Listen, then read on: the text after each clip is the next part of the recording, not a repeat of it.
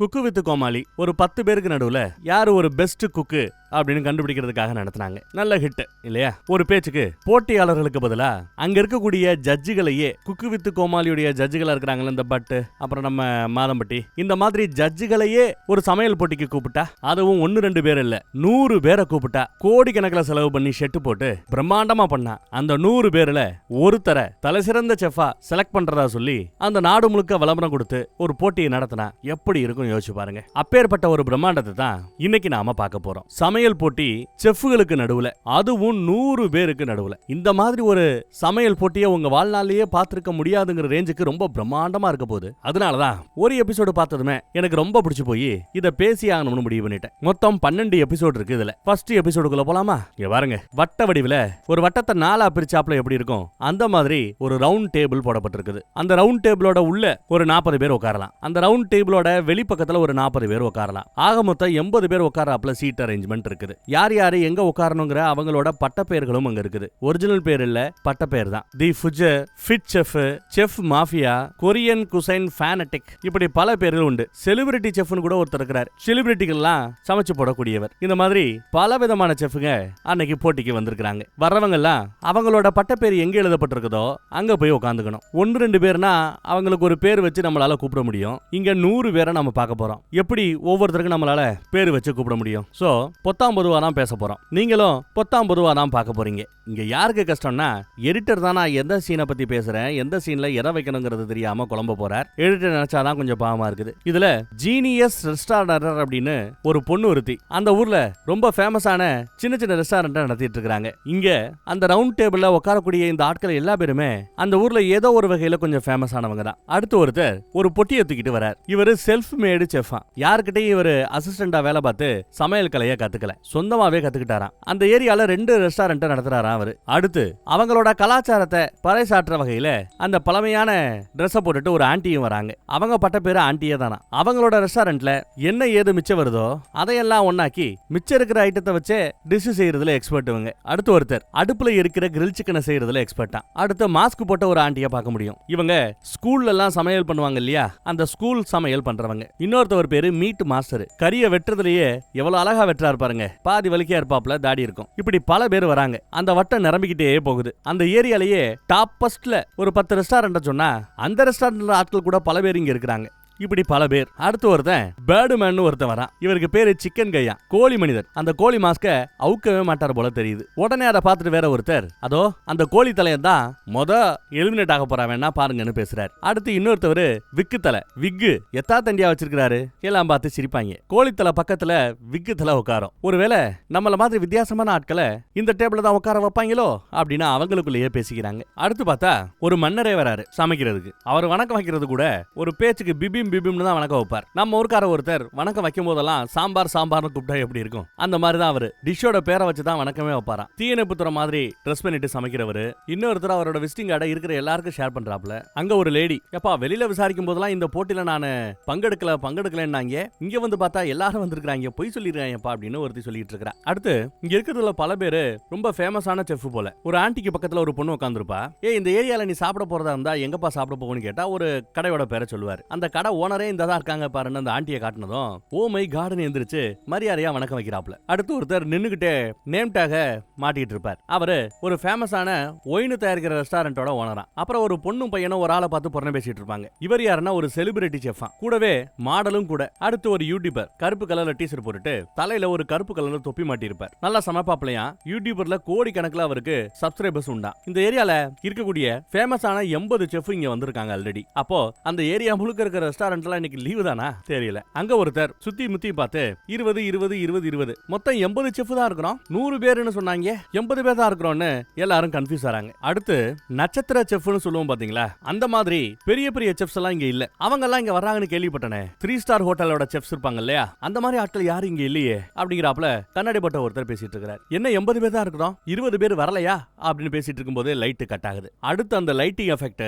அந்த லைட்டோட போக்கஸ் அப்படி இடமாறுறது, இதெல்லாம் பார்த்து எல்லா பேரும் பேர் மிரண்டு போய் பாக்குறாங்க, என்னடா அது அப்படின்னு. அடுத்து மேல ஒரு 20 டிஸ்பிளே இருக்கும். அந்த டிஸ்பிளேல லைட் எல்லாம் அப்படியே படு பயங்கரமா சுத்திக்கிட்டு இருக்குது. என்ன நடக்குதுன்னு பார்த்தா கீழே லிஃப்ட் இருந்திருக்கு. அந்த லிஃப்ட்ல இருந்து ஒரு 20 செஃப் அப்படியே மேல ஏறி வராங்க. எல்லாரும் பார்த்து வாயை புழக்கறாங்க, ஓ மை காட் அப்படின்னு. ஒயிட் கலர்ல யூனிஃபார்ம் போட்டுட்டு ஒரு 20 செஃப் இங்க வந்திருக்காங்க. இவங்க எல்லாம் லெஜெண்ட்னு சொல்லலாம், தி லெஜெண்ட்ஸ். உண்மையிலேயே பார்த்து எல்லாரும் வாயை புழக்கறாங்க, ஓ மை காட் அப்படின்னு. இவங்க ஒருவேளை நம்மளோட போட்டியை ஜட்ஜ் பண்ண வரக்கூடிய ஜட்ஜஸா அப்படின்னு கூட யோசிக்கிறாங்க. அதே சமயம் பிக் பாஸ் அவரு பேச ஆரம்பிக்கிறார், இவங்க ஜட்ஜஸ் கிடையாது, இவங்களும் போட்டியாளர்கள் தான் அப்படின்னு சொன்னதும் பல பேருக்கு ஷாக். இந்த மாதிரி லெஜெண்டுங்க கூட எல்லாம் எப்படி நம்மளால போட்டி போட முடியும்னு ஒரு பொண்ணு வாயா புழக்கிறா. பல பேர் இந்த 20 பேரும் உங்களோட போட்டி போட போறாங்கன்னு சொன்னதும் எல்லாம் மிரண்டு போறாங்க. அதுல ஒருத்தரை நமக்கு அறிமுகப்படுத்துறாங்க. முடிய கொஞ்சம் நெத்திய மறைச்சாப்புல பாதி முன்னாடி போட்டிருப்பாரு. இவரு செலிபிரிட்டி செஃபா. கீழே இருக்கிறையும் ஒரு ஆள் வந்து செலிபிரிட்டிக்கு செஃபா இருக்கிறேன்றாப்ல, மேல இருக்கிற அந்த 20 பேர்ல ஒருத்தரும் செலிபிரிட்டி செஃப்ங்கறாப்ல. ரஜினி, கமல், அஜித், விஜய் இந்த மாதிரி அந்த ஏரியால இருக்கிற பெரிய பெரிய ஸ்டார்களுக்கு சமைச்சு போடுறவர் போல தெரியுது. 30 வருஷம் அனுபவம் இருக்கு அவருக்கு சமையல்ல. பல சமையல் போட்டிகள்ல ஜட்ஜா இருந்தவர் அவர். ஒரு தொப்பி போட்டவர் இதெல்லாம் எடுத்து சொல்லிட்டு இருக்கிறாப்ல. அடுத்து தலையில ஒரு பெரிய சைஸ் தொப்பி போட்டாப்ல ஒருத்தர் இருக்கிறார்ல, இவருக்கு கிட்டத்தட்ட 50 வருஷம் அனுபவம் இருக்குதான் சமையல்ல. கிராண்ட் மாஸ்டர் அவரோட பேரே. பல பேர் சல்யூட் அடிக்கிறாங்க. அவரும் பல போட்டிகள்ல இன்டர்நேஷனல் லெவல்ல நடக்கிற போட்டிகள்ல ஜட்ஜஸா இருந்திருக்கிறார். ஜட்ஜா இருந்தவரை கொண்டு போய் இங்க போட்டியாளரா போடுறாங்க பாருங்க. சைனீஸ் வகை டிஷ் பண்றதுல இவர் பெரிய எக்ஸ்பர்ட்டா. அடுத்து ஒருத்தி மேல ஒரு லேடி, அவ பேரு டியான் மீமி. சமையல்ல இளவரசினே அவளை கூப்பிடுவாங்களாம். அடுத்து ஒருத்தர் முடிய நல்லா நிறைய வளர்த்து லேடிஸ் மாதிரி முன்னாடி விட்டுருப்பாப்ல. அவரெல்லாம் இந்த மாதிரி ஒரு போட்டியில போட்டியாளரா வருவார்னு கூட பல பேர் நினைச்சு பார்க்கல போல. ஆனா போட்டியாளரா வந்து நிக்கிறாரு, அதுவே பலருக்கு ஆச்சரியம். இப்படி பல பேர் இருக்காங்க. அது மட்டும் இல்லாம இதே மாதிரி சமையல் போட்டிகள்ல இதுக்கு முன்னாடி அவங்க நடத்திருப்பாங்கல்ல, அந்த போட்டிகள்ல ஜெயிச்சவங்க ஒரு பாட்டிமா கூட இருக்காங்க. அந்த போட்டியில ஜெயிச்சு பெரிய ஆளாகி பெரிய பெரிய ரெஸ்டாரண்ட் எல்லாம் வச்சிருக்காங்களாம். அதுலயும் குறுந்தாடி வச்சுட்டு ஒருத்தர் இருப்பார், கடைசியா காட்டுறாங்க. இவரு அமெரிக்கால இப்ப செட்டில் ஆயிட்டாரு. ஆனா சொந்த ஊர் இந்த பக்கம் தான், கொரியன் தான். அமெரிக்கால வெள்ளை மாளிகையிலேயே இவரு சமைச்சு போட்டிருக்கிறாருன்னா பாத்துக்கங்களேன். இவர் பேரு எட்வர்டு லியா. இந்த மாதிரி எவ்வளவு பெரிய லெஜெண்ட் இங்க நம்ம கூட எப்படி ஒரு போட்டியாளரா வர்றதுக்கு சம்மதிச்சாருன்னு ஒருத்தருக்கு புரியாம முழிக்கிறான். அவர் கூட எப்படி போட்டி போறதுன்னு பல பேர் முழிக்கிறாங்க, கைத்தட்டி ஆர்ப்பரிக்கிறாங்க. இந்த மாதிரி லெஜெண்டுகளை பார்த்ததே நமக்கு பெரிய விஷயங்கிறாப்ல சில பேர் பேசிக்கிறாங்க.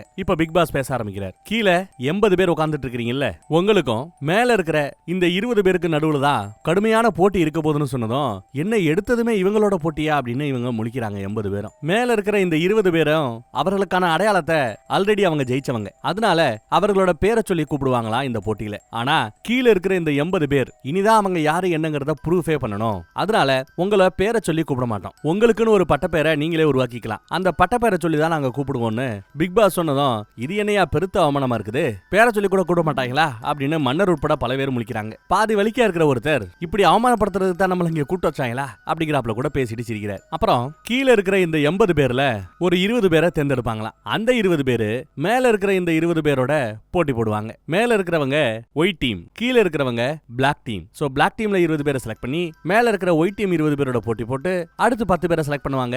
அடுத்து குறைஞ்சுக்கிட்டு கடைசியில டாப்ல ஒருத்தர் வருவார் போல தெரியுது. இந்த 80ல ஜெயிக்கிற 20 பேருக்கு மட்டும்தான் பிளாக் யூனிஃபார்ம் கொடுக்கப்படும். அத மேல தொங்க விட்டு அழகா காட்டுறாங்க பாருங்க. ஒரு கால் நாங்க சொல்ற இந்த நிபந்தனைகள் எல்லாம் யாருக்காவது பிடிக்கலன்னு நினைச்சீங்கன்னா அவங்க தாராளமா இங்க இருந்து கிளம்பி போலாம். உங்களுக்காக நாங்க 10ல இருந்து 1 வரைக்கும் எண்ணுவோம், விருப்பப்படுறவங்க கிளம்பி போலாம் அப்படின்னு சொல்லிட்டு 10, 9, 8, 7, 6, 5, 4, 3, 2, 1 வரைக்கும் எண்ணியாச்சு. ஒருத்தரும் வெளியில போல. ரைட், இப்ப நீங்க போட்டி போட சமைக்க போற அந்த கிச்சனை காட்ட போறோம் வாங்கன்னு இந்த பக்கம் கூப்பிட்டா பிரம்மாண்டமா இருக்குங்க. குக்கு வித் கோமாளியில வெறும் 10 டேபிள் தானே இருந்தது. இங்க இவ்வளவு பேர் போட்டி போறதுக்காக எவ்வளவு பெரிய ஹால் பாருங்க. கிட்டத்தட்ட அட் அ டைம்ல 40 பேர் சமைக்கலாம் போல தெரியுது. அவங்களுக்காக 40 அவனும் தனியா இருக்குது. கிச்சன் டேபிள் ஒன்னும் தாறுமாறா இருக்குது. அவ்வளவு ஹை குவாலிட்டி. தண்ணி நல்ல ஃபோர்ஸா வருது. எப்படியா இவ்வளவு பெரிய செலவு பண்ணி இவ்வளவு பண்றாங்க, எப்படி இங்க இருந்து பட்ஜெட் வருதுங்கிற ரேஞ்சுக்கு யோசிக்கிறாங்க. பேண்ட்ரி அந்த பக்கம் இருக்குது. சரி, இவங்க எல்லாம் கீழே சமைக்க போறாங்கன்னு பார்த்தா இப்படி சமைக்கிறத பாக்குறதுக்காக ஃபர்ஸ்ட் ஃப்ளோர்ல நம்ம ஒயிட் டீம் 20 பேர் இருக்காங்கல்ல, அவங்க வந்து நிக்கிறாங்க. அட பாவமே, நாம சமைக்கிறத இவங்க எல்லாம் வேடிக்கை பார்க்க போறாங்களா, அப்சர்வ் பண்ண போறாங்களான்னு பல பேருக்கு குழப்பம். அப்புறம் ஜட்ஜுகளா இருக்க வேண்டிய பல பேர் இங்க போட்டியாளர்களா இருக்கிறாங்களே, அப்ப இதை தாண்டி ஜட்ஜஸ் எங்க இருந்து யார் ஜட்ஜஸ் பிடிக்க போறாங்கன்னு பார்த்தா அங்க ஒரு கதவு திறக்குது. உள்ள 2 ஜட்ஜஸ் வெளியில வராங்க. யார் அவங்க முகத்தை பார்க்கணுமேனு இங்க பல பேர் ரொம்ப ஆர்வமா இருக்காங்க. அந்த ரவுண்ட் டேபிள் தானா சுத்திக்கிட்டு வருது பாருங்க. செம என்ட்ரி. கொஞ்சம் குண்டா இருக்கிறார்ல சீனியர், அவர் சீனியர் ஜட்ஜ் அவரு, ஒரு பெரிய மாஸ்டர் அவரு. இவங்க முன்னாடி நாம சமைக்க போறோம்னு பல பேருக்கு சந்தோஷம், ரொம்ப டச்சிங்கா ஃபீல் பண்றாங்க. ஒரு பெரிய பிசினஸ் மேனும் கூட அந்த சீனியர் ஜட்ஜ். அவருக்கு சொந்தமா 20 பிராண்டே இருக்குது. 2700க்கும் மேற்பட்ட ஹோட்டல்ஸ் அவருக்கு சொந்தமா இருக்குது. அந்த ஏரியா பக்கம் இவரை தெரியாதவங்க யாருமே இல்லைன்னு சொல்லலாம். இவர மாதிரி ஒரு அனுபவக்காரரை பாக்குறது கஷ்டம்னு பேக்ரவுண்ட் வாய்ஸ் நமக்கு கேட்டுக்கிட்டே இருக்குது. பல போட்டிகள்ல ஜட்ஜா இருந்திருக்கிறார். இன்டர்நேஷனல் லெவல்ல உலகம் முழுக்க இருக்கிற அந்த டேஸ்ட் இருக்குல்ல, ஃபிளேவர்ஸ், அதை அதிகமா டேஸ்ட் பண்ணவர் யாரு அப்படின்னு ஒரு கின்னஸ் வேர்ல்ட் ரெக்கார்டு போட்டி வச்சா இவருக்கு தான் ஃபர்ஸ்ட் பிரைஸ் கொடுக்கணும். அந்த ரேஞ்சுக்கு தேடி தேடி போய் சாப்பிடுவார் போல நம்மள மாதிரியே. டேஸ்ட் மட்டும் தான் அவருக்கு ஃபர்ஸ்ட் பிரியாரிட்டியா. எல்லாரும் யாரு நம்பர் 1 சமையக்காரரா வர போறாங்க அப்படின்னு பார்க்க ஆவலா இருக்காங்க. ஆனா நானும் எந்த டிஷ் நம்பர் 1 சமையல் டிஷ்ஷா வரப்போகுது அதை பார்க்க ஆர்வமா இருக்கிறாப்ல சொல்றார். அடுத்து junior judge. 3 Michelin star restaurant அவர் நடத்திட்டு இருக்கிறாராம் சொந்தமாவே.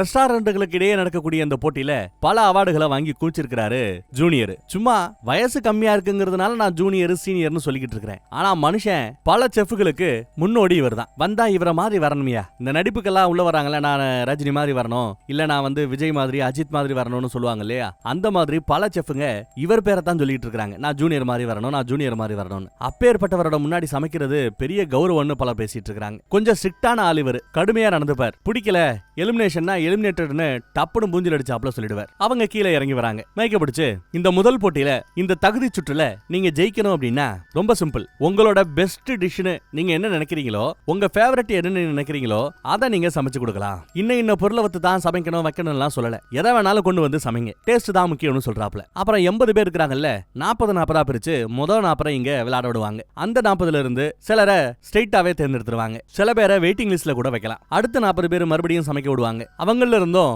தேர்வு தொடரும். முதல் 20 வின்னர்ஸை செலக்ட் பண்ணதுமே போட்டி முடிஞ்சிடும். யாராவது முன்னாடியே சமைச்சிட்டு தான் நினைச்சா ஒவ்வொரு டேபிள்லயும் ஒரு பெல் இருக்கும், மணி. அந்த மணி அடிச்சு விட்டா போதும், ஜட்ஜ் அவங்க டேபிளுக்கே போய் டேஸ்ட் பண்ணி பார்த்துட்டு செலக்டடா இல்லையாங்கிறத அங்கேயே சொல்லிடுவாங்க போல தெரியுது. டைமும் ஆரம்பிச்சிருச்சுங்க. ஓடி ஓடி பல பேர் சமைச்சிட்டு இருக்காங்க. இப்படி சமைச்சு ஜெயிக்கிறவங்க எல்லாம் அந்த மேல இருக்கு பாருங்க ரவுண்ட் டேபிள் 20 வின்னர்ஸ் உட்காரக்கூடிய இடம், அங்க போய் உட்காந்துக்கலாம். எல்லாம் பாடு வேகமா சமைக்க ஆரம்பிக்கிறாங்க. விஷுவல்ல எதை காட்ட கூடாதுன்னு அவ்வளவு பெரிய பெரிய விஷயங்கள்லாம் நடந்துட்டு இருக்குது. எதை ஒமிட் பண்ணணும்னு மனசே வர மாட்டேங்குது. நான்வெஜ் ஐட்டங்களை நிறைய பேர் செஞ்சிட்டு இருக்காங்க. ஒருத்தன் நெஞ்செலும்பெல்லாம் தனியா எடுத்துட்டு அந்த கறியை வச்சு ஏதோ சமைக்க போறார் போல தெரியுது. அவர் பேர் தான் கறிக்கடைக்காரர். கறிக்கடன் அவரோட பட்ட பேரை வச்சிருக்காங்க. அடுத்து இன்னொருத்தன் சிக்கனை எலும்புல இருந்து அழகா பிரிச்சு ஃபுல்லா சுத்தி அடுக்கி வச்சிருக்கார். மேல இருந்து கீழே ஒவ்வொருத்தரும் எப்படி சமைக்கிறாங்க, அவங்கள யாரெல்லாம் ஃபேமஸ், அத பத்தி எல்லாம் கை காட்டி இவங்க பேசிட்டு இருக்காங்க மேல இருந்து ஒயிட் டீம். அடுத்து இன்னொருத்தன் வெறும் கேரட்டை வச்சு சமைச்சிட்டு இருக்கான். கேரட் மாஸ்டரா அவரோட பேரு, கேரட் மாஸ்டர். பல பேரு பல விதமா சமைச்சிட்டு இருக்காங்க. இருக்கிற அந்த 2 பேர்ல எந்த ஜட்ஜ் எந்த டேபிள்ல போய் டேஸ்ட் பண்ணுவாங்க செலக்ட் பண்ணுவாங்கன்னு தெரியல. ஒருத்தன் குக்கிங் மேனியாக் அப்படின்னு தன்னை ஒரு சமையல் பைத்தியம்னு சொல்லிக்கிறார். ஏப்பா இந்த மாதிரி ஒரு பேர் வச்சிருக்கிறேன்னு ஜூனியர் ஜட்ஜ் விசாரிச்சா, சமைக்கிற விஷயத்துல நான் ரொம்ப செட்டு, ஒரு பைத்திய மாதிரி பிஹேவ் பண்ண ஆரம்பிப்பேன், அதனாலதான் தனக்கு சமையல் பைத்தியம்னு பேர் வந்ததா எடுத்து சொல்றார். மேல இருக்கிற ஒயிட் டீம் இவர் ரொம்ப சிக்டாச்சே, எத்தனை பேரை தூக்க போறாங்களோ அப்படின்னு பேசிட்டு இருக்காங்க. அடுத்து இன்னொருத்தவர் தன்னோட பேரை ரகசியம்னு வச்சிருக்காரு. அவர் என்ன டிஷ்ஷ பண்றாருங்கிறத ரகசியமா வச்சுப்பாரா. கடைசியா தான் ரிவீல் பண்ணுவாரா. மீன் அழகா வெட்டி டேபிள்ல அடுக்கி ஆலிவ் ஆயில நல்லா சூடு பண்ணி அதுக்கு மேல டெக்கரேஷனுக்கு என்னென்னத்தையும் ஆட் பண்ணி ஸ்ட்ராபெரி எல்லாம் எடுத்து மேல வைக்கிறாரு. ஸ்மோக் பண்ணி வைக்கிறார். 2 தட்டுல ரெடி பண்ணி வச்சுட்டு பெல் அடிக்கிற முதல் ஆளு அவர் தான். என்ன இவ்வளவு வேகமா முடிச்சிட்டாப்லையான்னு பலர் திரும்பி பாக்குறாங்க. யார் யாரு இப்பயே பெல் அடிச்சதுன்னு. மேல இருக்கிற பாட்டிமா கூட என்ன இவ்வளவு வேகமா முடிச்சிட்டானே அப்படின்னு கை காட்டுறாங்க. மேல இருந்து பாக்குறதுக்கு அழகா இருக்குது, டேஸ்ட் எப்படி இருக்குன்னு எல்லாரும் மேல இருந்து ஆர்வமா பாத்துட்டு இருக்காங்க. நம்ம ஜூனியர் ஜட்ஜ், ஜூனியர்னு விட ஸ்ட்ரிக்ட்னு பேர் வைக்கலாம், அவ்வளவு ஸ்ட்ரிக்டா இருக்கிற மனுஷன். அவர் தான் இத பாக்குறாரு. பாக்குறதுக்கு நல்லா இருக்கு, சாப்பிட்டு பாக்குறேன் டாஸ் பார்த்துட்டு உங்க சமையலை பத்தி என்ன நினைக்கிறீங்கன்னு சாப்பிட்டு விசாரிச்சா அப்படி இருக்கும் இப்படி இருக்குன்னு இவன் புகழ்ந்து பேசிட்டு இருப்பான் சமைச்சவன். ஆனா இவன் ரொம்ப சிம்பிளா, நல்லாவே இல்ல, யூ ஆர் எலிமினேட்டட், இந்த தகுதி சுற்றுல நீங்க தோல்வி அடைந்து விட்டு இருக்கங்கிறாப்ல. அவன் கொடுத்த பில்டப்புக்கும் டேஸ்டுக்கும் சம்பந்தமே இல்ல அப்படிங்கிறாப்ல சொல்லிட்டாரு. யாரெல்லாம் தோத்து வெளியில போறாங்களோ அவங்களோட பட்டப்பேர் எழுதுன நேம் பிளேட் இருக்கும், அதை எடுத்துக்கொண்டு போய் பக்கத்துல இருக்கிற ஒரு ஹால் வச்சுட்டு கிளம்பிட வேண்டியதான். அடுத்து ஸ்குட் யாரோ பண்ணிருக்காங்க, அதையும் சாப்பிட்டு பார்த்துட்டு ஒரு மண்ணும் இல்லைன்னு திட்டுறாப்ல. அவரும் கிளம்பிடுறாரு. அடுத்து ஒரு பொண்ணு ரிஜெக்டட், அடுத்து ரிஜெக்ட் ஆயிட்டே இருக்காங்க. அதுல குறிப்பா கீழே இருக்கிற பாட்டிமா ஒருத்தவங்க, அவங்க வீட்டு சமையல் செய்யறதுல எக்ஸ்பர்ட். அந்த வீட்டு சமையல் வீட்டுல செய்யக்கூடிய ஏதோ ஒரு ஐட்டத்தை ரொம்ப அழகா செய்யறாங்க. தோசையை பிரட்டி போடுறாப்ல, அவங்க சட்டி அப்படி தூக்கி அடிக்கும் போது அப்படி பிரட்டி வந்து விழுகணும். ரொம்ப அருமையா செஞ்சிருக்காங்கன்னு சொல்லலாம். மேல இருக்கிற ஆட்களே இதெல்லாம் பார்த்து சூப்பரா பண்றாங்கன்னு பாராட்டுறாங்க. இவங்க கூட கொரியன் குஷைன்ல பண்ண வேண்டிய ஒரு சூழல் ஏற்பட்டா அந்த போட்டியில நான் தோத்து போயிடுவேன்னு கூட மேல இருக்கிற ஒயிட் டீம் சொல்லக்கூடிய அளவுக்கு ரொம்ப அருமையா சமைக்கக்கூடிய ஆளாம். வீட்டுல சமைக்க ஆரம்பிச்சவங்க அப்புறம் ஒரு சொந்தமா ஒரு ரெஸ்டாரண்டே நடத்திட்டு இருக்காங்க. நல்லா போய்கிட்டு இருக்குது. அவங்க இப்ப சமைச்சு முடிச்சிட்டாங்க. ஸ்ட்ரிக்ட் ஆபீசர் தான் வராப்ல. நான் கட் பண்ணி கொடுக்கட்டுமா அப்படின்னு கேட்க சரின்னு அவரும் சொல்றாரு. கட் பண்ணி கொடுத்தா சாப்பிட்டு பார்த்துட்டு நல்லா டைம் எடுத்துக்கிறாரு. அவங்க பண்ண சூப் உட்பட எல்லாத்தையுமே சாப்பிட்டு பார்த்துட்டு எல்லாம் கரெக்டா இருக்கு, ஆனா எல்லாமே உப்பா தெரியுதே, இந்த ஐட்டங்கள் எல்லாத்தையுமே சோறு கூட சைடிஷா தானே வச்சு சாப்பிடணும் அப்படின்னு கேட்க ஆமாங்கிறாங்க அந்த பாட்டி. அப்போ சோறு எங்கன்னு கேட்கிறாரு. சோரோட இதை சாப்பிடும்போது அதுல இருக்கிற உப்பும் சோறு உப்பு இல்லாம சமைக்கும் போது ரெண்டும் மிக்ஸ் ஆகும்போது அந்த டேஸ்ட் அழகா கிடைச்சிரும். ஆனா சோறு இல்லாம வெறும் சைடிஷ் ஐட்டத்தை மட்டும் அவரு சாப்பிடுறதுனால அவருக்கு உப்பா தெரியுது. ஐ எம் சாரி, நீங்க எலிமினேட் செய்யப்படுகிறீர்கள்னு சொன்னதும் அந்த அம்மா தேங்க்ஸ் சொல்லிட்டு அழகா கிளம்பிடுறாங்க. ஆனா மேல இருக்கிற ஆட்களுக்கு ஷாக்கு. என்னப்பா அது, அடுத்த ரவுண்ட்ல என்னையே தோக்கக்கூடிய ஆள்னு சொல்லிக்கிட்டு இருந்தோம், அவங்களையே ஸ்ட்ரிக்ட் ஆபீசர் எலிமினேட் பண்ணிட்டாப்லையே, இதெல்லாம் ரொம்ப ஓவர் பானு மேல பேசுற நெஞ்சு காய்ப்போச்சு. சரி, ஸ்ட்ரிக்ட் ஆபீசர் இப்படி எல்லாம் பண்ணிட்டு இருக்காரு. அந்த பக்கம் நம்ம சீனியர் என்ன பண்றாருன்னு பார்த்தா க்ளவுஸ மாட்டிட்டு அவரோட டிஷ்ஷ சாப்பிட தயாராயிட்டார். இருந்த 40 பேர்ல 20 பேர் 20 பேர்னு பிரிச்சுக்கிட்டாங்க போல. இந்த 20 டேபிள்ல இவர் ஜட்ஜ் பண்ணுவாரு, அந்த பக்கம் இருக்கிற 20 டேபிள்ல ஸ்ட்ரிக்ட் ஜட்ஜ் பண்ணுவார் போல. இந்த 20ல தான் அந்த கோழி தலையா இருக்கிறான், பர்கர் பண்ணிருக்கான் போல. அதை இவர் ஃபர்ஸ்ட் டேஸ்ட் பண்ணி பார்த்துட்டு, என்ன தம்பி எவ்வளவு பெரிய போட்டி இது, சிம்பிளா பர்கர்னு வந்து நிக்கிற, சரி வாயில வச்சா ஜிவ்னு ஏதாவது இழுக்குன்னு பார்த்தா ஒன்னும் இல்ல தம்பி, போயிட்டு வா தம்பின்னு அனுப்பிச்சு வச்சிருக்காப்ல. அடுத்து ஒருத்தர் விவரமா சாப்பாடு சைடிஷ்னு எல்லாத்தையுமே அழகா சமைச்சு வச்சிருக்கிறார். சாப்பாடு இல்லன்னு சொல்லிடக்கூடாது இல்லையா, அதுக்காக. ஆனா சாப்பிட்டு பார்த்துட்டு நல்லா இல்ல, சோறு இவ்வளவு தண்ணியா இருக்கு பாருங்க அப்படின்னு சொல்லி ரிஜெக்ட் பண்ணிடுறாங்க. அடுத்து நம்ம விக்கு தலை, அவர் என்ன பண்ணிருக்காருன்னா நூடுல்ஸ் பண்ணி வச்சிருக்காரு. எவ்வளவு பெரிய போட்டி, சிம்பிளா நூடுல்ஸா, சரி ஓகே அதை சாப்பிட்டு பார்க்கும்போது ஏதாவது நல்லா தெரியுதான்னு பார்த்தா ஒன்னும் தெரியல, அவரையும் ரிஜெக்ட் பண்ணிட்டாங்க. அடுத்து இன்னொருத்தர், அவரையும் ரிஜெக்ட் பண்ணிட்டாரு. ஆம்பளை பொம்பளைன்னு பேதமெல்லாம் இல்ல, எல்லா பேரையும் செலக்ட் மாணிக்க எலிமினேட் பண்ணி அனுப்பிச்சிட்டே இருக்காங்க. இன்னும் முதல் வெற்றியாளர் இன்னும் தேர்ந்தெடுக்கப்படவே இல்ல. டைம் இன்னும் 10 நிமிஷத்துல முடிய போகுது. மேல இருக்கிற கண்ணாடி போட்ட ஒருத்தர் தன்னோட ஸ்டூடெண்டோட சமையலை தான் போக்கஸ் பண்ணி பாத்துக்கிட்டு இருக்கிறதா சொல்றாரு. யார் அதுன்னு பக்கத்துல இருக்கிற அந்த அம்மா கேக்குது. கை காட்டுறாப்ல. ஸ்டூடெண்ட் ஒரு லேடி, அவங்க சும்மா சொல்லக்கூடாது, தன்னோட குருநாதரை மேல பாக்கும்போது அவங்க குஷி ஆயிட்டாங்க. டாட்டா எல்லாம் போட்டிருப்பாங்க. அப்போ பல வருஷமா தன்னோட ஸ்டூடெண்டா அந்த பொண்ணு இருந்திருக்கிறா போல. அவ ஜெயிச்சா நல்லா இருக்கும் அப்படின்னு ஆசைப்படுறாரு இவரு. இவங்க அவர்களுக்கு காடஸ்னு ஒரு பட்ட பேரை கொடுத்திருக்காங்க. அதை விட ஸ்டூடெண்ட்ங்கிற பேரு நல்லா இருக்குல்ல. அந்த ஸ்டூடெண்ட் இப்போ என்ன செஞ்சிட்டு இருக்காங்க அப்படின்னா கொழுக்கட்டை செய்யறாங்களா. பன்னிக்கறியை சமைக்கிறாங்க போல தெரியுது. கொழுக்கட்டைக்குள்ள பன்னிக்கறியா, ஆமா, குழம்பு மாதிரி ஏதோ பண்றாங்க. அடுத்து ஜூசியா ஏதோ ஒரு ஐட்டத்தை ரெடி பண்றாங்க. அப்புறம் கொழுக்கட்டைக்கு சப்பாத்தியை ஒரு டிராப்ல நல்லா உருட்டி இவங்க சமைச்ச அந்த ஐட்டங்கள் எடுத்து ஒண்ணு மேல ஒண்ணு அழகா வச்சு கொழுக்கட்டைய ஃபர்ஸ்ட் வேக வைக்கிறாங்க. அடுத்து வேக வச்சதை ஃப்ரை பண்றாங்க. அடுத்து கூடவே வெள்ளை கலர்ல ஏதோ ஒரு ஆயிலையும் ஆட் பண்றாங்க. நல்லா ஃப்ரை ஆகும்போது இப்ப அவங்க ஊத்துறாங்கல்ல வெள்ளை கலர்ல, அது பிரவுன் கலர்ல கோல்டன் கலர்ல ஒரு லேயர் மாதிரி ஃபார்ம் ஆகுமா, கிட்டத்தட்ட அப்பளம் மாதிரி. ஆனா மேல குருநாதர் பாத்துக்கிட்டு இருக்கிறாப்ல. போட்டி கடுமையான போட்டி வேற. இதுவரைக்கும் ஒரு வின்னரை கூட செலக்ட் பண்ணல. அதனால ரொம்ப டென்ஷனா இருக்காங்க. கையெல்லாம் கிடுகிடுன்னு நடுங்குது போல. மேல இருக்கிறவங்க அதை நோட் பண்ணிருக்காங்க. இப்ப கூட பாருங்களேன், அடுப்பு ஆன் பண்றதுக்கு கீழே அடுப்பு மேல தானே நெருப்பு பத்த வைக்கணும், இவங்க கொழுக்கட்டை மேல நெருப்பு பத்த வச்சுட்டு இருக்காங்க. அவ்வளவு பதட்டமா இருக்கிறாங்க போல தெரியுது. நர்வஸா இருக்காங்க. என்ன உங்க ஸ்டூடெண்ட் இவ்வளவு நர்வஸா இருக்காங்களேன்னு மேல இருக்கிற ஆட்களும் பாத்துட்டு இருக்காங்க. இப்போ கொழுக்கட்டை அடுப்புல ரெடியா இருக்கு. ஒரு தட்டு வச்சு அந்த தட்டுல அழகா அதை திருப்பி போட்டா வேலை முடிஞ்சிருச்சு. ஆனா அப்படி திருப்பி போடும்போது ஜூஸ் ஐட்டம் சைடுல ஒழுகிடுச்சு. அந்த லேயர் உடைஞ்சு போச்சு. சுரப்பி விட்டாங்க பாவம். ரொம்ப நர்வஸா இருக்காங்க. இதுக்கு மேல இன்னொன்னு பண்றதுக்கு வாய்ப்பு இல்ல. ஜூஸியா பண்ணணும்னு ஆசைப்பட்டாங்க.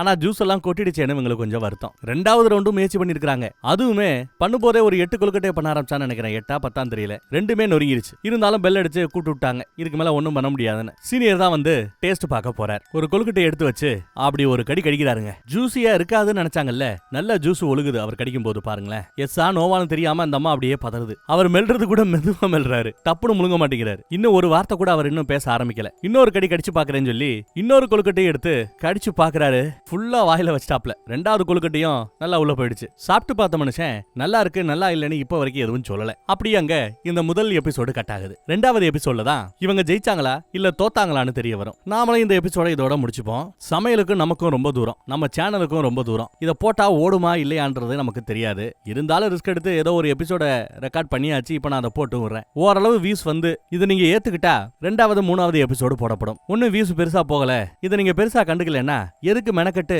அடுத்தடுத்த எபிசோடுகளை பேசிக்கிட்டு இந்த சீரீஸை நாம டிராப் பண்ணிடலாம். சோ எதுவும் என் கையில இல்ல, உங்க கையில தான் இருக்குது. ஒன்னும் பெருசா இல்ல, வெறும் ஒரு 1.5 லட்சம் வியூஸ் கிடைச்சா போதும். 3 நாள் டைம். 3 நாள்ல அந்த 1.5 லட்சம் வியூஸ் வரலன்னா இந்த சீரீஸ் டிராப் செய்யப்படும். வேற ஏதாவது நல்ல சீரீஸ் கிடைச்சா கிடைச்சா அதை பத்தி பேசுவோம், இல்ல ஒரு லென்த்தியான படம் கிடைச்சா அந்த படத்தை பத்தியும் பேசுவோம். அப்படி ஒரு கால் இந்த எபிசோடு டிராப் செய்யப்பட்டால் நெட்ஃபிளிக்ஸ்ல இந்த சீரிஸ் உங்களுக்கு கிடைக்கும். விருப்பப்படுறவங்க தாராளமா போய் கலினரி கிளாஸ் வார்ஸ், குலினரியா கலினரியா CULINARY கிளாஸ் வார்ஸ் அப்படின்னு சர்ச் பண்ணீங்கன்னா கிடைக்கும். பார்த்து என்ஜாய் பண்ணிக்கங்க. தேங்க்யூ.